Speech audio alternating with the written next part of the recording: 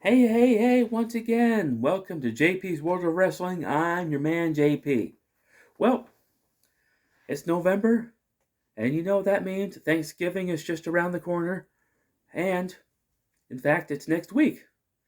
I will be out of town, but I'm recording this ahead of time so that I can bring it to you. And I'm going to have some fun. I hope you guys are going to have a great holiday, and let's get into it. It's Survivor Series time for the WWE. And what is the Survivor Series? Well, it was a pay-per-view. It was a concept where they had starting out they had teams of 5, strive to survive.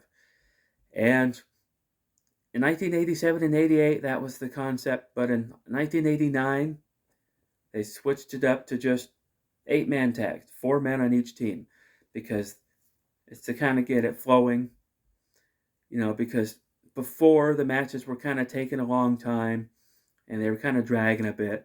So they had to kind of shrink the teams down by one guy. Um, but I have some fond memories of the Survivor Series.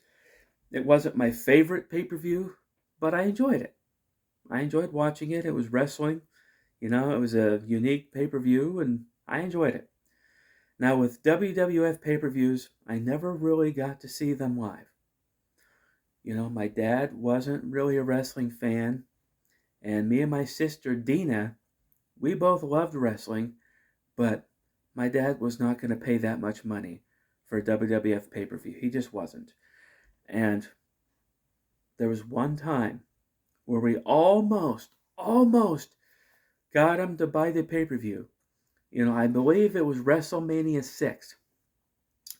And we were at home. It was WrestleMania day. And somehow the subject of it came up. And my dad's like, whoa, you guys want to watch it? And we said, well, yeah.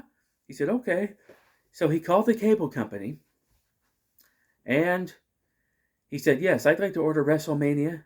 So then me and my sister were like, ooh, yes, it's finally going to happen. We're going to see a pay-per-view, yes. And so then the lady on the phone told him the price. That's what killed it for us, that price. My dad was not going to pay that much for a pay-per-view. He didn't understand our love for it. He didn't understand the appeal. Why would you spend that money to watch a bunch of fake fights? Why would you spend that money? And I tried to explain, but Dad, you don't understand. Most of the time, all we see are these matches on Saturday morning where it's obvious who's going to win. Andre the Giant versus Stan Harrison or something. This is where like everybody going to be able to get moves in. But he just couldn't justify it. But I remember specifically with the Survivor Series, going to the video store and seeing it. I'm like, hey, this is available. So we rented it, we took it home, we watched it, and then we enjoyed it. And that was pretty much the same with all of the pay-per-views. Until I got older and got a job and was able to buy the pay-per-views myself. But when I was a kid, I never got to see them live. And but the Survivor Series was really unique. And I remember the 1990 Survivor Series because for weeks and weeks and weeks, they had this big egg set up. And they'd have Mean Gene say, oh, but there's something inside this egg. What's it going to be? In order to see what's inside this egg, you must order the pay-per-view. Go to your local cable company now and order the Survivor Series. So then the 1990 Survivor Series happened. And then it got to the segment where we were finally going to see what was in the egg. I thought it was going to be like a new wrestler. I thought it was going to be something really cool. But out came the gobbledygooker.